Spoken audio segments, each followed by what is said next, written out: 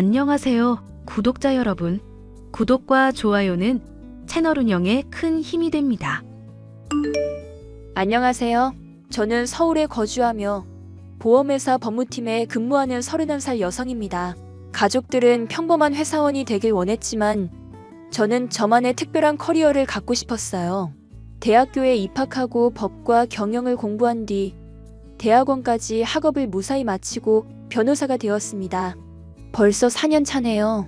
오늘 제가 사연을 쓰게 된 이유는 1년 전 겪은 제 파혼 이야기를 해드리기 위해서예요.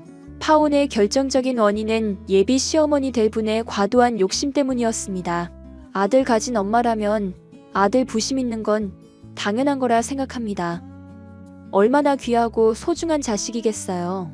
그럼에도 불구하고 저는 그 사람의 됨됨이와 그 사람을 사랑하는 마음 하나만 보고 결혼을 하려 했어요.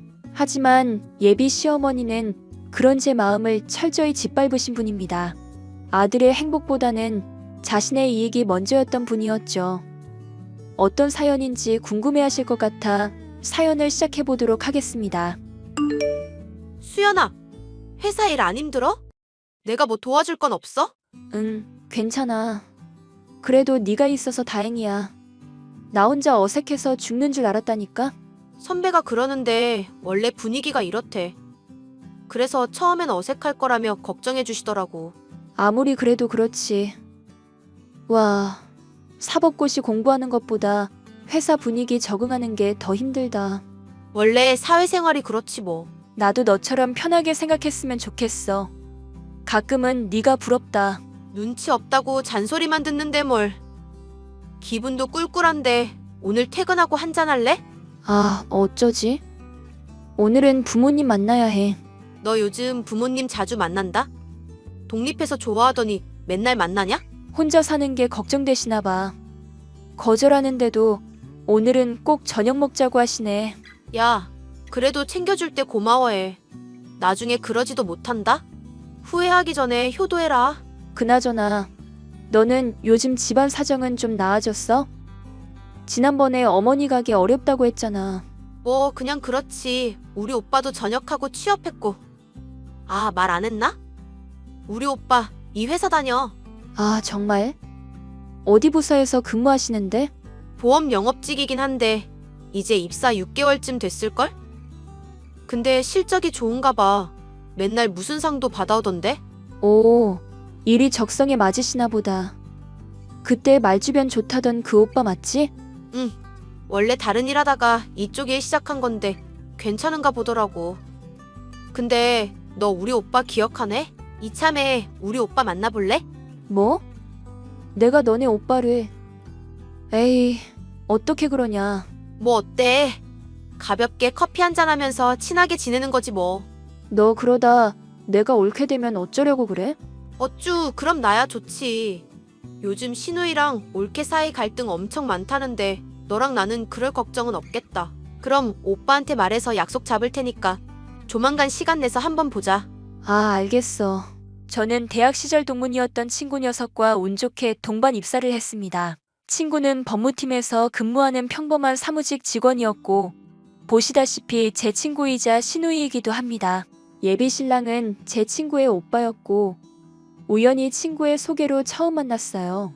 솔직히 친구한테 자신의 오빠를 소개해주는 게 쉬운 일은 아니지만 제 친구는 예외였습니다. 매사 열심히 살려고 노력하는 자기 오빠를 존경한다며 본받을 게 많은 사람이라고 입에서 칭찬이 마를 날이 없었거든요. 아무튼 친구가 이어준 인연으로 저희는 마음 편히 만나는 친구 사이에서 연인 사이가 되었습니다. 처음에는 친구 오빠와 연애를 한다는 것 자체가 말이 안 된다고 생각했어요. 혹여나 이별을 경험할 경우에 서로가 껄끄러운 사이가 될 수 있으니 애초에 그런 일을 만들지 말자 주의였거든요. 그렇게 1년 반 정도 연애를 했고 결혼 정년기에 접어드니 누가 먼저랄 거 없이 결혼 이야기를 꺼냈어요. 수연아, 우리 올 크리스마스면 2주년인데 미리 양가 부모님한테 인사드릴까? 언제 인사드리려고? 우리끼리 대충 상의라도 하고 계획을 짜야지. 무작정 결혼할 거예요. 하면서 인사드린다고 다가 아니란 말이야. 아, 미안. 내가 너무 성급했지? 우리 나이도 나이인데 내년 가을에 결혼하는 걸 목표로 조금씩 준비하면 어떨까? 시기는 좋은데 이왕 이야기하는 거 좀 자세히 이야기 좀 했으면 좋겠어. 구체적으로 어떤 거? 예식장은 어디로 할 거고 신혼집은 어디로 갈 거고 서로 재정 상황도 오픈해야 대충 계획이라는 걸 세우지. 네 말이 맞아. 나는 지금까지 모은 돈이 5천 정도 되거든. 생각보다 적지. 엄마도 도와드리고 대출금도 갚고 하느라 이 정도가 전부네. 대출? 집에 무슨 일 있어? 희진이한테 들은 건 없는데. 아, 엄마 식당 하시잖아. 코로나 때문에 직격탄 맞아서 한동안 손님도 없고 월세 낼 돈도 빠듯하다고 하셔서 내가 좀 도와드렸거든. 월세 못 내면 안 되니까. 아, 그렇구나. 그럼 그 돈을 돌려주시기는 하는 거야? 가게 상황 나아지면 주신다고 하셨어. 아무튼 돈 좀 보태드리느라 생각보다 적게 남았어. 상관없어. 어차피 집 사려면 대출 받아야 하고 전세를 살아도 대출을 받아야 해. 이래저래 다 돈이니까 크게 신경 쓰지 마.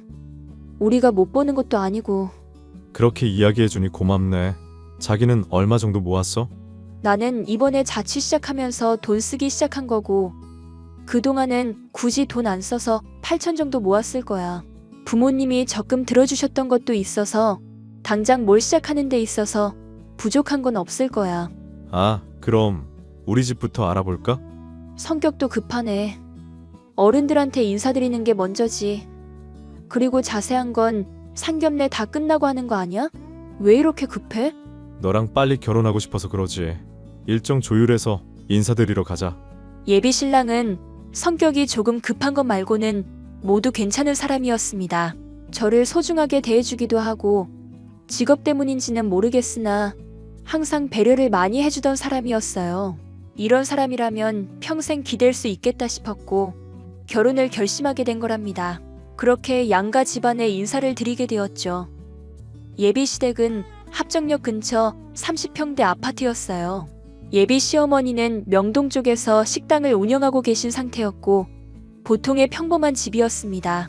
그런데 양가 집안에 인사를 드리고 상견례를 앞둔 시점에 예비 시댁의 사건이 발생하고 맙니다. 예비 시어머니는 아들이 결혼하기도 하고 이래저래 목돈이 들어갈 테니 지인을 통해서 투자를 좀 하셨나 봐요. 돈이 많으면 많을수록 큰 이익을 본다는 말에 가게를 담보로 대출받아 주식 투자를 하셨는데 사기를 당하신 겁니다. 하루아침에 식당 운영도 어려워지게 되고 수억 원의 빚이 생기면서 식당도 문을 닫고 집까지 팔아 빚을 청산해야 했습니다. 당연히 결혼 준비에도 차질이 생기기 시작했죠. 오빠, 엄마는 도대체 무슨 생각으로 그러신 거래? 한두 푼도 아니고 집까지 팔아서 못 메꿀 정도면 도대체 얼마나 끌어다 쓴 거야? 엄마 말로는 우리 결혼자금 해주시려고 혹해서 투자한 것 같던데. 너무 뭐라 하진 마라. 엄마가 작정하고 도박을 한 것도 아닌데. 그래도 그렇지. 세상에 이런 망신도. 그나저나 오빠 결혼은 어떻게 해? 글쎄다. 미뤄야 하는 게 맞는 거겠지. 지금 이 상황에 결혼하는 것도 웃기고. 많이 심각한 거야? 내가 자세히 물어보기가 좀 그렇네. 많이 심각하지. 아니, 가게 담보로 대출을 왜 받냐고. 갚지도 못할 거. 이게 뭐야. 답답하다 답답해. 이제 우리만 죽어나게 생겼어. 너희 부모님이 이 상황 아시면 그냥 결혼 없던 걸로 하라 그럴 수도 있어. 어느 부모가 딸이 시집 간다는데 이런 집에 시집을 보내겠어? 나 같아도 안 돼. 네가 너무 손해야. 결혼을 미루던지 이 일을 해결하던지 해야 할 것 같아. 내가 도움을 줄 수 있는 방법은 없을까? 당신이 왜 나서려고 해. 이건 엄연히 우리 집 일이니까 우리가 알아서 해결할게. 생각해 준 건 고마워. 당신한테 참 면목이 없다. 살다 보면 그럴 수 있지. 어머니가 나쁜 의도로 그러신 게 아니니까 충분히 이해해. 한 푼이라도 더 물려주겠다고 그러신 거잖아. 그러니까 혹여나 어머니한테 싫은 소리 절대 하지 마. 아마 제일 마음 아파하고 계실 거야. 알겠어. 어머님, 아버님께는 뭐라고 말씀드리지? 일단은 상황을 좀 더 지켜보자. 어떻게 될지 모르는 일이니까. 상견례를 하면 본격적으로 결혼 준비를 해야 하는데 갑작스러운 상황에 모든 일이 멈춰버리고 말았습니다. 대책도 없고 도무지 어떻게 해야 할지 방법이 떠오르지 않더라고요. 결국 결혼을 조금 미루는 걸로 하고 예비 신랑과 시누이가 모아둔 돈으로 급한 빚부터 해결해야 했어요. 예비 시댁은 살고 있던 집까지 팔아 은행 빚을 갚기 급급했고 겨우 남은 돈으로 방 2개짜리 반지하로 이사까지 했습니다. 예비 신랑은 저에게 면목이 없다며 잔뜩 주눅이 들어서는 의기소침해하더라고요. 저는 모든 사실을 친정 부모님께 알리고 결혼을 조금 뒤로 미룰 거라고 말씀드렸습니다.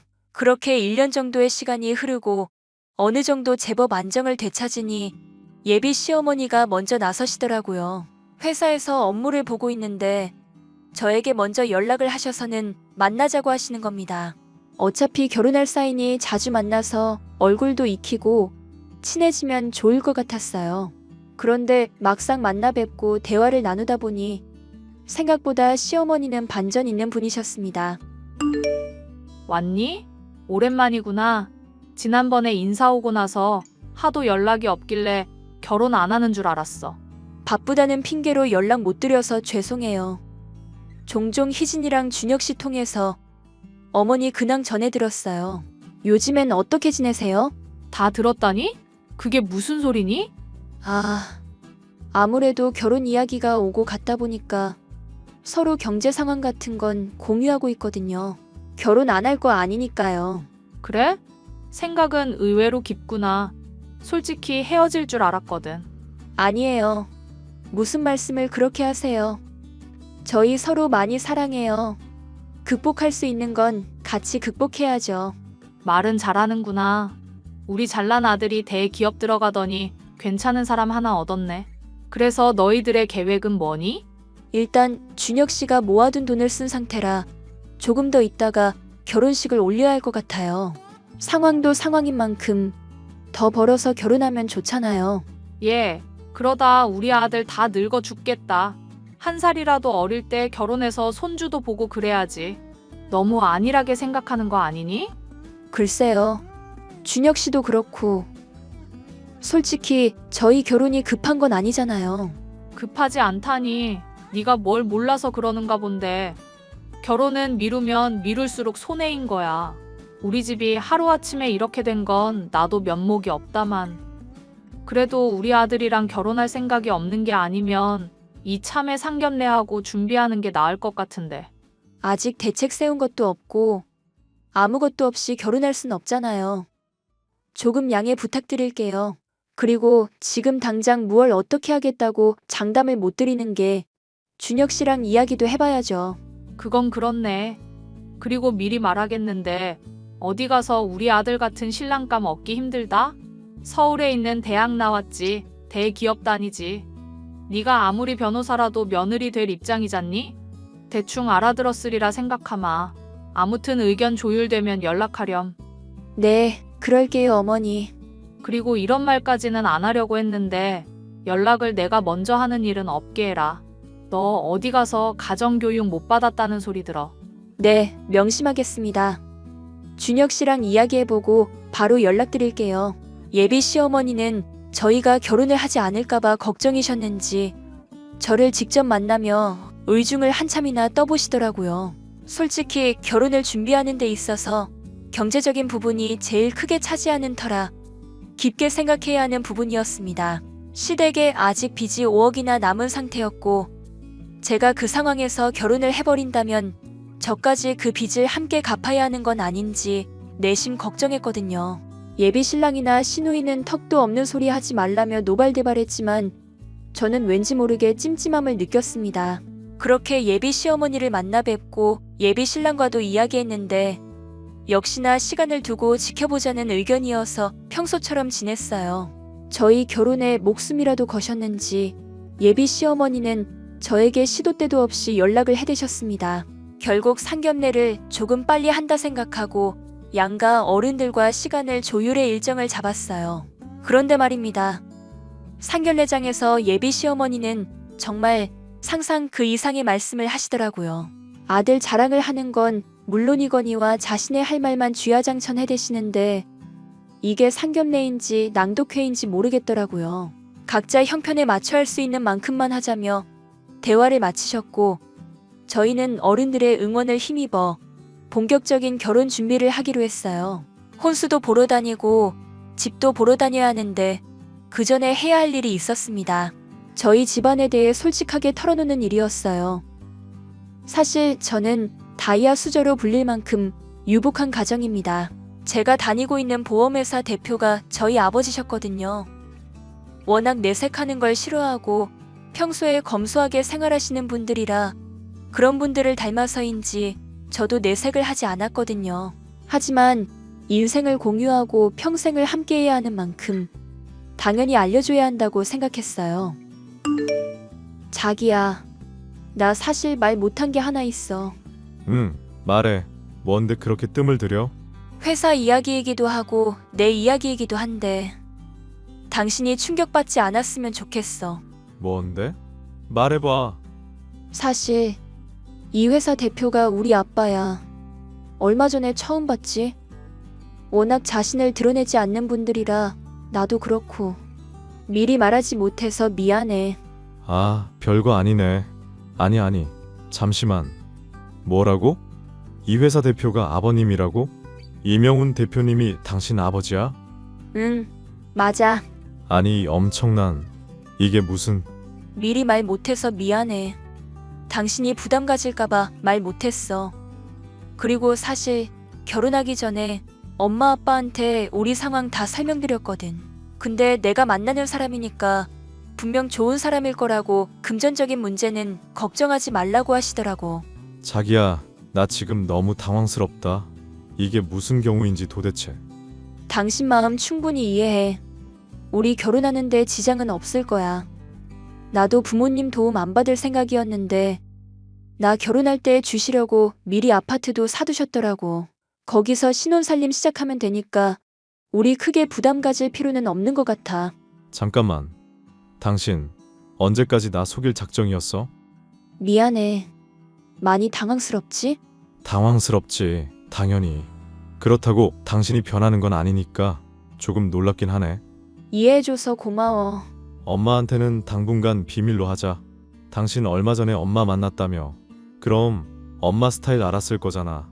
이번에 우리 집 상황도 그렇고 이 사실 알면 엄마 가만 안 있을 거야. 돈 앞에 장사 없다니까 따로 말하지 말자. 알겠지? 알겠어. 자기 기분 안 나쁜 거지? 내가 기분이 왜 나빠. 그냥 혹시나 엄마가 알게 돼서 이걸로 당신 괴롭히거나 그럴까봐. 항상 상상 그 이상의 행동을 하시는 분이라. 혹여나 그런데도 내가 잘 대처할게. 그러니 너무 걱정하지 마. 하하. 내가 아무래도 전생에 나라를 구했나 보다. 그러게 말이야. 나 같은 여자 어디 없다? 우리 아빠도 당신 꽤 마음에 들어 하시는 눈치던데? 실적도 좋고 회사에서 이미지 좋다고. 정말? 앞으로 더 잘해야겠다. 예비 신랑은 상당히 큰 충격을 받은 듯 했지만 이내 사실을 받아들였습니다. 예비 시어머니가 금전적인 문제를 일으켜서 시어머니한테만큼은 이 사실을 비밀로 하기로 했어요. 예비 신랑도 예비 시어머니의 행동을 어느 정도 예상을 했는지 진작에 채비하더라고요.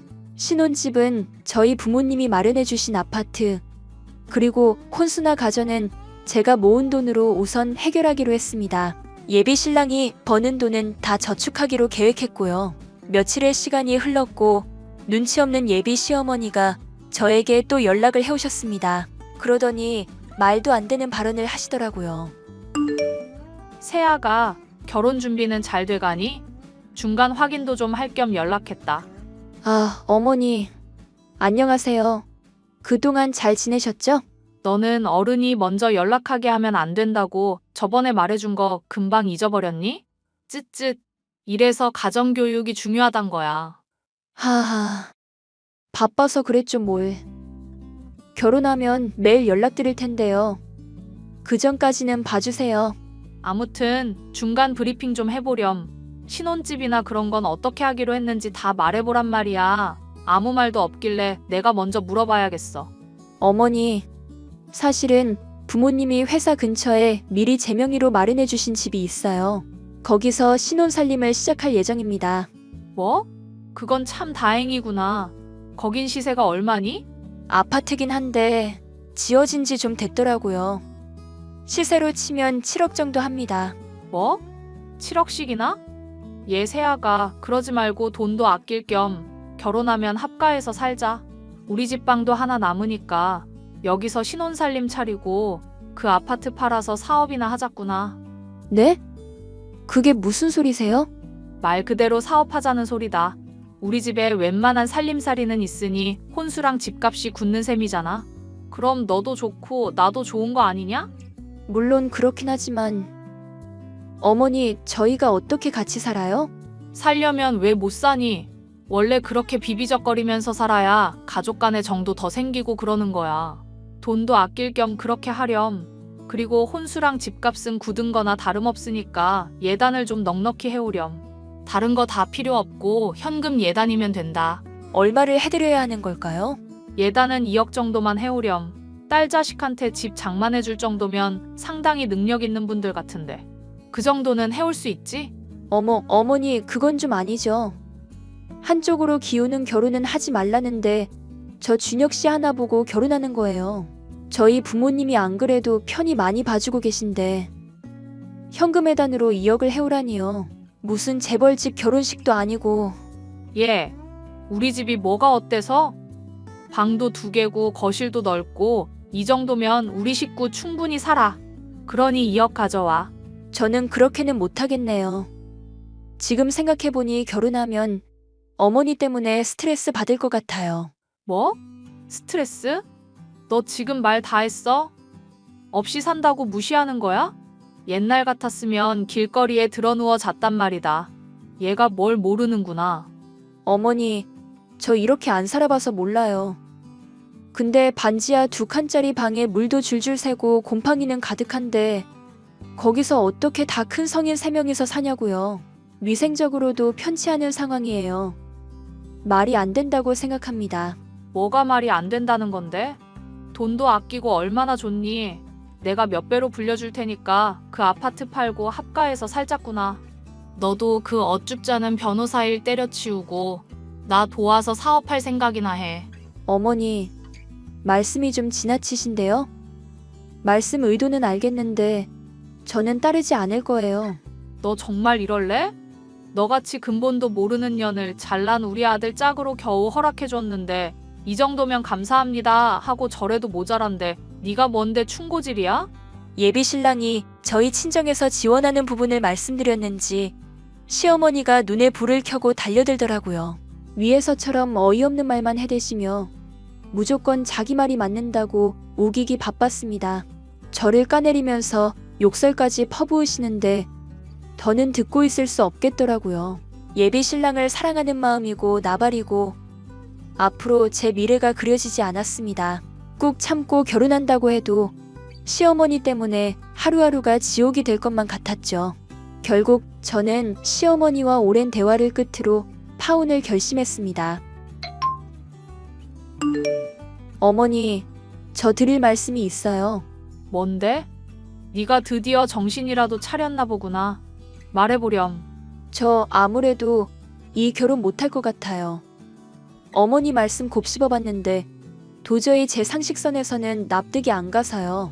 결혼하는 거 자체가 기운다는 거 알고 계세요?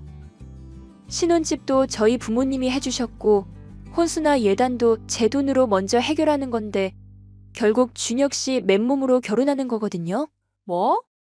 너 지금 우리 아들 깔보는 거야? 깔보는 게 아니라요. 현실을 말씀드리는 거예요. 말끝마다 어디 가서 이런 예비 신랑 못 만난다 하시는데 오히려 그 반대 아닐까요? 제가 준혁 씨한테 잘 말할 테니 저희 파혼하는 걸로 알고 계세요. 얘, 너 지금 무슨 짓이야? 정말 파혼이라도 하겠다는 거야? 주변에 다 알렸는데 이제 와서 어떡하라고? 그러니깐요. 저보고 뭐 어쩌라고요? 어머니는 눈치가 없어도 너무 없으시네요. 왜 모든 걸 어머님 기준에서 판단하세요? 그리고 저희 친정에서 주는 도움이 당연한 건 아닙니다. 그건 알아주셨으면 해요. 정말 파혼하겠다. 이거냐? 준혁이도 알아? 네, 전달했고 아직 답변은 없지만 메시지 읽었어요. 저 어머니랑 평생 잘 지낼 자신도 없고 이런 거 극복하면서 스트레스 안 받으리란 보장도 못할 것 같아요. 그니까 그냥 각자 형편에 맞는 사람 만나서 행복하게 사는 게 제일인 것 같네요. 어쨌든 저는 아닐 것 같으니까 새로운 인연 잘 만나세요. 야, 이 버르장 머리 없는 년이. 너 지금 나 가르치려고 하는 거니? 아니요. 제가 어떻게 어머니를 가르쳐요. 앞으로 결혼 진행은 어려울 것 같아요. 평생 살아야 하는데 마음 하나 갖고 결혼하는 건 아닌 것 같네요. 그럼 잘 지내세요. 아, 그리고 그건 아시나 모르겠네. 어머니 염치 좀 챙기시고요. 자꾸 저 무시하시는데 그러면 안 돼요. 뭐? 무시하지 말라고? 네가 근본도 모르는 년이라서 그런 건데 뭐가 어쩌고 저째? 그놈의 근본. 어머님 그건 아세요? 어머님, 아들이 다니는 그 회사 대표가 제 아버지인데요. 거짓말하지 마라. 이게 보자 하니까 날 아주 우습게 알지? 못 믿으시겠다면 준혁 씨한테 물어보세요. 그럼 전 이만. 앞으로 마주치지도 연락하지도 않았으면 좋겠네요. 야! 저는 쿨하게 예비 시어머니와 예비 신랑에게 파혼을 선언했습니다. 모든 사실을 알게 된 예비 시어머니는 땅을 치고 후회한다며 저를 붙잡으셨어요. 남편은 어느 정도 상황을 예상했는지 생각보다 이별을 덤덤하게 받아들이더라고요. 같은 회사라 얼굴 보는 게 좀 찜찜하긴 하지만 현실이 그러한데 뭐 어쩌겠나요. 저희는 그렇게 파혼을 하기로 합의했고 회사에서는 그저 직장 동료로만 지내고 있답니다. 앞으로 더 나아질 것도 없고 그 이상 그 이하도 아니거든요. 결혼을 한 게 아니라 파혼으로 그쳐서 천만다행이지만 저도 사람인지라 조금 씁쓸하긴 하네요. 파혼을 하게 되니 결혼이라는 것에 대해 다시 한번 생각하게 되더라고요. 굳이 해야 하나 싶기도 하고 그저 주어진 일이나 열심히 하라는 뜻으로 받아들이려고 합니다. 제 사연은 여기까지예요. 어떠셨나요? 이혼보다는 파혼이 낫다는 말이 있듯이 저와 비슷한 상황이신 분들은 충분히 생각을 해보시기 바랍니다. 미래가 그려지지 않는 결혼은 하지 않는 게 좋아요. 그럼 제 사연은 여기서 마치겠습니다.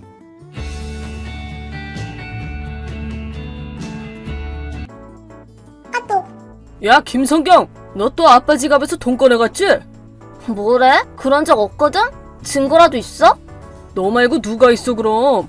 엄마는 엊그제부터 친구들이랑 여행 갔고 아빠 가방 말고는 다 멀쩡한데 도둑이 든 것도 아닐 테고. 그리고 지금까지 몇 번 아빠 돈 훔쳐간 전적도 있잖아 너. 내가 안 훔쳤다고 말했잖아. 자기 딸이 하는 말도 못 믿으면서 그러고도 아빠야? 나도 너를 의심하고 싶지는 않지만 전과가 있잖아. 네가 훔치지 않은 거면 도둑이 들었을 가능성이 있으니까 경찰 부른다. 아, 진짜 짜증나. 아, 그래, 내가 꺼내갔어. 이러면 됐지? 고작 30만 원 가지고 경찰식이나 부르려고 하다니 진짜 쪼잔한 거 알아? 고작 30만 원이 아니지. 작은 돈이 아니라고. 왜 맨날 아빠 지갑에서 돈을 훔쳐가는 건데? 용돈도 꼬박꼬박 주잖아. 고작 그 정도로는 부족하지. 친구들이랑 놀기도 하고 밥도 먹고 하다 보면 금방 다 쓰고 없다고. 게다가 지금은 엄마가 없어서 밖에서 먹고 있으니까 식비라고 치면 그만이잖아. 고작 며칠 외식한다고 30만 원씩은 필요 없잖아. 그리고 밥은 그냥 집에서 먹으면 되잖아. 뭐래? 싫거든? 역겨운 인간이 있는 집에서 밥 못 먹겠는데? 지금까지는 시간대 안 겹치게 먹으면서 참아왔는데 가능하면 같은 공간에서 숨도 쉬기 싫어. 오히려 맨날 역겹고 냄새나는 공기 마시면서 참고 있으니까 피해 보상금으로 100만 원 정도는 줘야 하는 거 아닌가 싶은데? 적당히 해. 아빠한테 역겹다고 하는 건 네가 사춘기라 그럴 수 있다고 쳐도 부모니까 그나마 봐주는 거지. 남의 돈에 손대는 건 절대 안 되는 거야. 바늘 도둑이 소도둑 되는 거야. 알아? 뭐? 어디서 가르치려 들어? 진짜 짜증나 죽겠네. 당신 돈을 어떻게 쓰든 그건 내 마음 아닌가? 아저씨는 그냥 나랑 엄마 전용 ATM이라고요. 부모한테 ATM이 뭐야, ATM이? 엄마가 맨날 그러던데? 당신은 그냥 돈이나 버는 기계랬어. 좋은 회사에서 일하는 게 아니었으면 결혼도 안 해줬을 거라더라? 대체 애한테 뭘 가르치는 거야? 하여튼 앞으로 남의 지갑에는 손대지 마. 돈의 소중함도 좀 알고 그래. 나한테 지적질하지 마. 짜증나니까. 아, 진짜 왜 이딴 역겨운 아저씨가 내 아빠인지 모르겠어. 이딴 인간 말고 진짜 아빠랑 살고 싶다. 뭐? 진짜 아빠라니? 뭐야? 그게 무슨 소리야? 뭐긴 엄마 남친이지. 뭐야? 설마 아직도 몰랐어? 뭐? 엄마 남자친구? 진심으로 몰라? 미치겠다. 엄마 엄청 예전부터 남친이랑 사귀잖아. 당신보다 훨씬 더 잘생겼고 늙어 빠진 아재처럼 생기지도 않았고 만날 때마다 용돈도 주는 엄청 좋은 사람이야. 거짓말 하는 거지? 진짠데? 이번에 간 여행도 친구들이랑 간 게 아니라 남친이랑 간 거야. 근데 아직도 그걸 모르고 있다니 진짜 멍청하다. 진짜로? 성경이 너 그거 언제부터 알고 있었던 거야? 엄마가 언제부터 그 사람을 만났는데? 초딩일 때부터 알고 있었는데 엄마가 이 사람이 네 진짜 아빠야 라고 말했어. 지금 같이 살고 있는 아저씨는 그냥 돈 버는 기계라고도 했고 그러니까 당신만 모르고 있었단 소리야. 둔하다 둔해. 그렇구나. 하긴 그때쯤부터 네 태도가 이상해지긴 했지. 이제 이해가 가네. 뭐 당신이 ATM 역할만 똑바로 하면 이혼은 안 할 생각이래. 근데 수입이 줄어드는 순간 버릴 거라던데? 우리한테 버림받기 싫으면 열심히 벌어다 바쳐. 그래, 너랑 네 엄마 생각은 잘 알았어. 나도 나대로 생각 좀 해야겠어. 그러시던가. 알아들었으면 두 번 다시 내 일에 참견하지 마. 아, 나 오늘부터 엄마 돌아올 때까지 친구네 집에서 잘 거야. 그 사이에 절대 연락하지 마. 연락하는 순간 차단한다. 빠이. 어이 아저씨, 언제까지 그렇게 삐져 있을 거야? 적당히 안 하면 진짜 화낸다. 대체 뭐야? 얼마 전부터 계속 전화 걸고 말이야. 무슨 용건인데? 무슨 용건이냐니. 당신이 삐져서 가출하고는 쭉 업무를 안 하고 있잖아. 내가 이렇게 친절하게 돌아와도 괜찮다고 말해주고 있는데 계속 그렇게 무시하다니. 그러다 진짜 못 돌아오게 돼도 난 모른다? 업무를 안 하다니 뭔 소리야? 난 일 그만둔 적도 없고 이직도 안 했는데? ATM이 할 일은 우리를 위해 돈을 버는 거라고. 근데 멋대로 집 나가서는 우리한테 돈도 안 주고 있잖아. 이게 업무를 안 하는 게 아니면 뭐야? 성경아, 나랑 네 엄마는 이미 이혼했어. 이미 3년 전 얘기라고. 너도 이제 고등학생인데 이 정도는 이해할 거 아니야? 그니까 슬슬 엄마한테 사과하고 돌아오라는 말을 하고 있는 거잖아. 이제 머리도 식혔을 거 아니야. 머리를 식히고 말고의 문제가 아니야. 이혼 사유는 네 엄마의 외도야. 난 재결합 생각도 없고 니네 ATM 노릇할 생각도 없어. 뭐야? 딸이 이렇게 부탁하고 있잖아. 당신이 안 돌아오면 나 큰일 난다고. 뭐? 엄마가 나 고등학교 졸업하면 바로 일하래. 당신이 양육비도 안 주고 도망가는 바람에 대학 보내줄 돈도 없대잖아. 이혼한 것도 나 때문이라면서 화내고 무시하고 남친이랑도 헤어진 것 같고. 이대로 가면 지금 살고 있는 집에서도 쫓겨나게 생겼대. 난 가고 싶은 대학도 있고 이사도 가기 싫어. 그니까 솔직히 싫기는 하지만 돌아와도 돼. 뭐라는 거야? 네가 뭐라도 돼? 돌아와 달라고 싹싹 빌어도 갈 생각 없어. 착취만 당하는 삶은 나도 지긋지긋하다고. 그리고 이제 난 너를 책임질 의무가 없어. 아니 뭔 소리야. 자식을 책임지는 건 부모의 의무잖아. 그딴 건 바보다 알겠다. 됐고 빨리 엄마한테 사과하고 돌아오기나 해. 당신한테 거부권은 없어. 다시 ATM으로 잘 써줄게. 넌 내 애가 아니야. 뭐? 네 엄마의 외도 사실을 알고 이혼했을 때 혹시 몰라서 너랑 내가 친자관계인지 검사했거든. 근데 거의 100% 아니라더라. 난 네 엄마 불륜 상대의 아이라는 소리야. 뭐? 그게 무슨 소리야? 아니 그 남자랑은 결혼하기 전부터 사귀고 있었대. 그러다가 애가 생겼는데 그 남자는 돈이 없었기 때문에 나랑 결혼해서 내 아이인 척 키운 거지. 이혼 조정 때 네 엄마가 증언했으니까 명백한 사실이야. 말도 안 돼. 진짜야. 우리는 피 한 방울 안 섞인 남이라고. 하지만 법률상에서 친자관계는 끊어낼 수 없다 보니까 내 의지와는 상관없이 양육비는 내야 돼. 뭐야? 그래? 그럼 결국 나한테 돈을 주긴 해야 되는 거네? 아니, 양육비를 낼 의무는 이제 없어. 변호사를 통해서 네 엄마한테 받을 위자료 일부랑 양육비를 상세했거든. 그러니까 이제 나한테는 어떠한 의무도 남아있지 않다고. 뭐? 그럼 돈은 못 받는단 소리야? 나 대학도 못 가는 거야? 뭐 나는 돈 못 주지만 나한테 의지하지 않아도 네 아빠한테 의지하든 등록금 대출받아서 가든 하면 되잖아. 근데 엄마는 빚지는 건 안 된다고 했단 말이야. 돈 없으니까 빨리 일해서 벌으라고 그랬다고. 나는 엄마 남친 번호도 모르고. 꼭 가고 싶은 대학이 있는 거면 일단 네 보호자랑 상담을 해야지. 생판 남인 나 말고. 난 네 보호자가 아니야. 기댈 생각 마. 뭐? 말을 왜 그렇게 해? 아무리 친딸이 아니라고는 해도 15년 동안이나 부녀로 지내왔잖아. 그럼 어느 정도는 도와줘도 되는 거 아니야? 뻔뻔하게 이를 데가 없네. 몇 년 동안 역겹다는 둥, ATM이라는 둥, 온갖 말은 다 해놓고 그렇게 불리할 때만 기다려고 해? 사람 무시한 것도 돈 훔쳐간 것도 사과하지도 않고 지 생각만 하는 것 좀 봐. 그럼 사과하면 되는 거지? 미안해. 이제 역겹다고 말하거나 지갑에서 돈 훔쳐가는 일 없을 거야. 말도 잘 들을게. 그니까 대학 갈 돈 좀 주세요. 그렇게 말해도 돈은 안 줄 거긴 하지만 뭐? 왜? 사과했잖아. 사과했는데 왜 안 도와줘? 내가 언제 사과하면 도와준다 했는데? 그리고 예전에 2번 다시 내 일에 참견하지 마 라고 했었지? 그래, 원하는 대로 참견 안 해줄게. 그건 옛날에 했던 말이잖아. 제발 부탁이야. 다들 대학 간다는데 나만 취직하는 거 싫어. 취직하는 게 뭐 어때서. 난 찬성이야. 돈이 얼마나 소중한지 제대로 깨닫게 될 테니까 말이야. 10원 한 푼 버는 것조차 얼마나 힘든 일인지 직접 느껴봐. 그런 말 하지 마. 아빠 제발. 아빠라고 부르지 마. 난 네 아빠가 아니야. 그러지 마. 얘기는 다 끝난 거 맞지? 난 바쁘니까 이만 가볼게. 2번 다시 연락하지 마. 연락하는 순간 차단한다. 그럼 잘 지내. 이렇게 15년에 달하는 딸과의 인연을 정리했다. 성경이는 결국 대학도 못 가고 학교에서 소개해준 회사에 취직했다. 하지만 자기만 생각하는 이기적인 성격이 씨가 되어 인간관계에서 문제를 일으켰고 고작 반년 만에 퇴사했다. 다른 곳에도 취직 못하고 현재는 백수라고 한다. 그에 따라 자기 엄마와도 사이가 더 나빠졌는데 집에서는 매일같이 크게 싸우느라 이웃들만 죽어나가고 있다고 한다. 월세도 계속 밀리고 있어서 조만간 쫓겨나지 않을까 싶다. 난 상사 소개로 알게 된 여자와 재혼했다. 그녀와의 사이에서 태어난 아이는 나를 잘 따르고 성경이와는 비교도 안 될 정도로 소중하다. 이 아이에게는 사람을 존중하는 방법과 돈의 소중함을 제대로 가르쳐야겠다. 제2의 성경이를 만들지 않도록 말이다.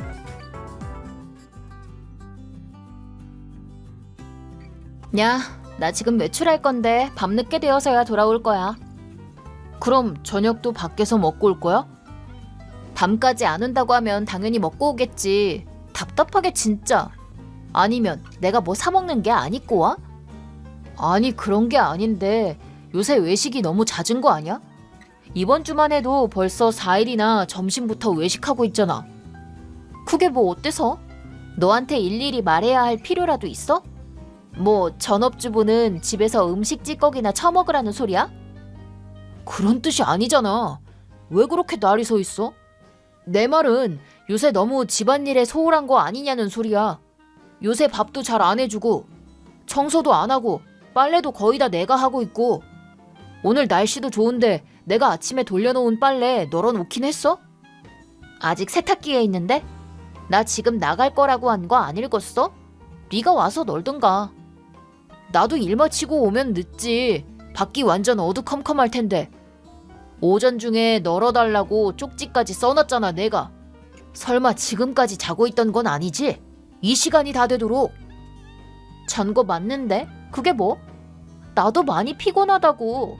그리고 밥 달라, 청소해라, 빨래해라 하지 말고 네 건 네가 하면 되잖아. 뭐 애도 아니고 내가 무슨 네 엄마냐고. 자기 건 자기가 하라고?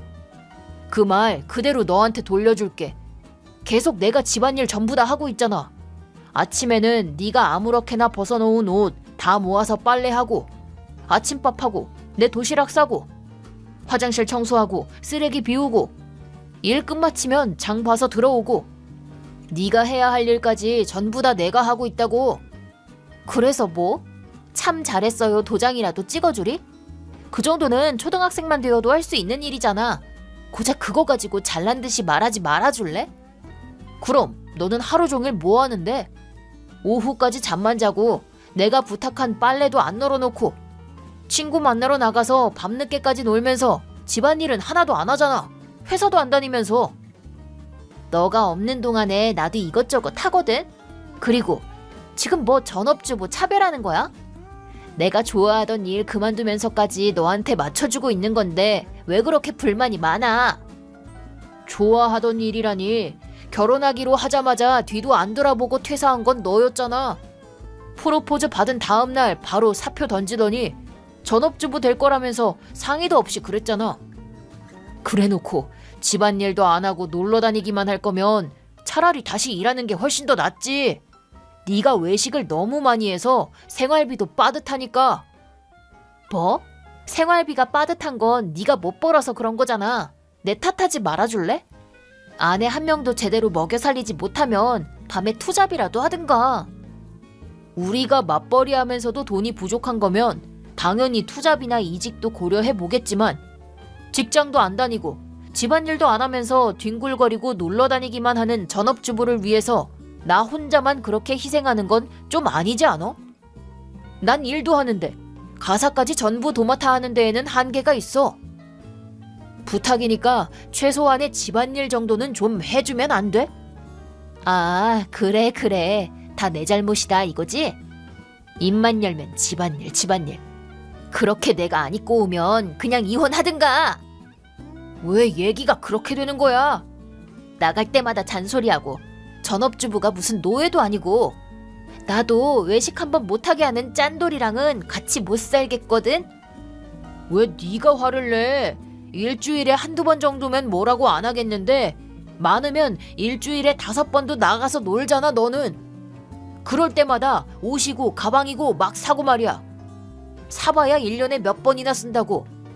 그런데도 나는 어떻게든 가게를 유지하려고 하는 건데 네가 나한테 짠돌이라고 하면 안 되지. 그렇게 논리적인 척하는 것도 진짜 짜증나. 그냥 이혼하자. 이혼하자고. 지금 이혼 서류 써서 줄 테니까. 뭐만 하면 이혼.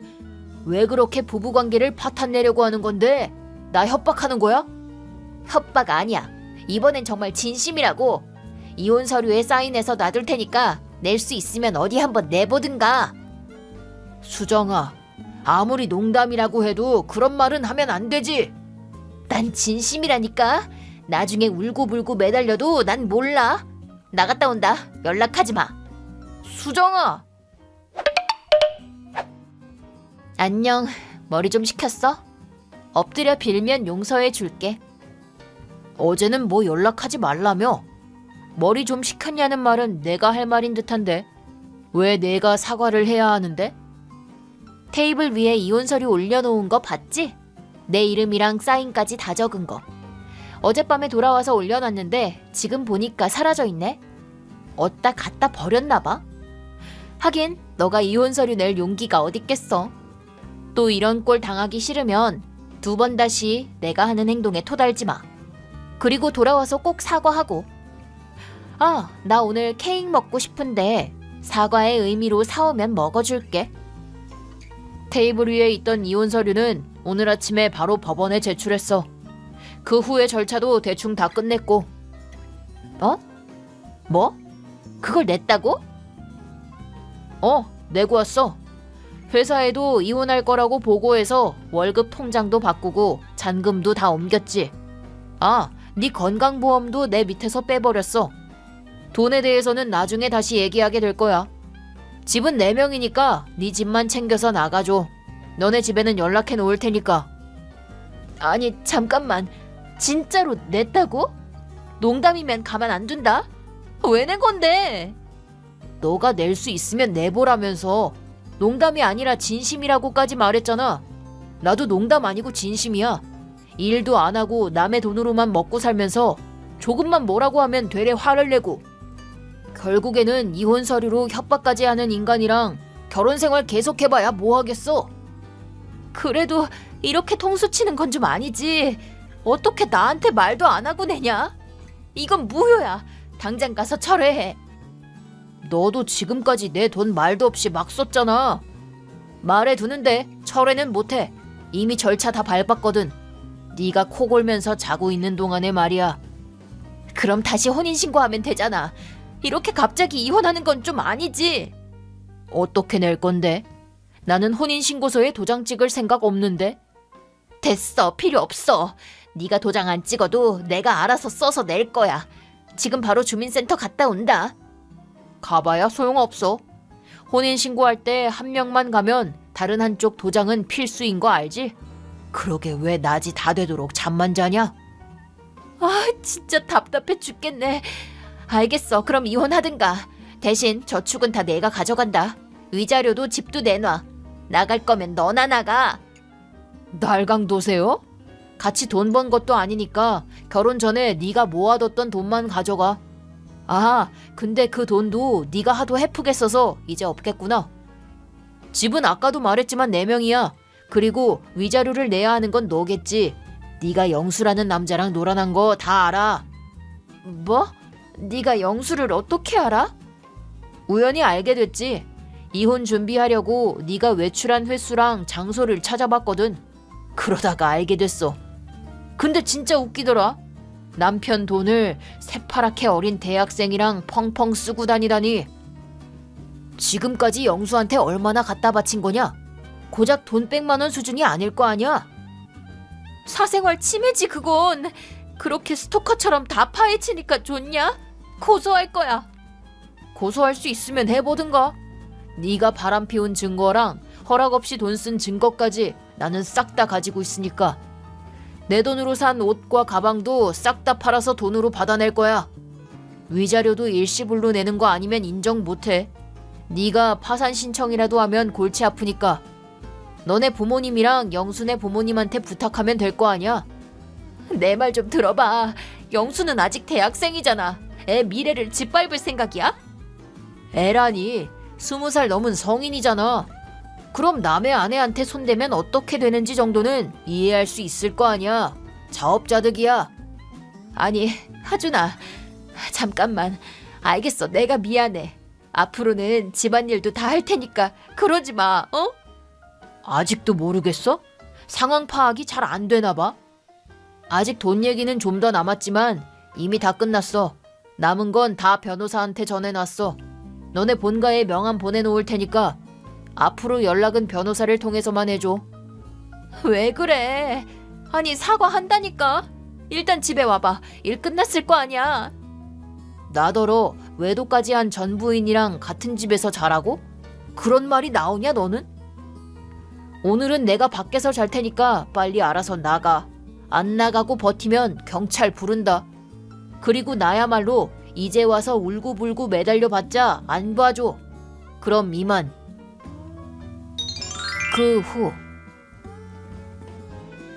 그 후 나는 수정이가 함부로 쓴 돈을 다 받아내고 수정이와 영순의 부모님이 그들을 대신해 위자료를 내주셨다. 예상대로 수정이는 내 집에서 안 나가고 버티며 회사 앞까지 찾아와서 기다리면서 집착했지만 수정이네 부모님이 막아주시고 2번 다시 내 근처에 오지 못하게 하겠다고 약속해주셨다. 현재는 거액의 빚을 갚기 위해 친척 회사에서 밤낮 없이 일하는 중이라고 한다.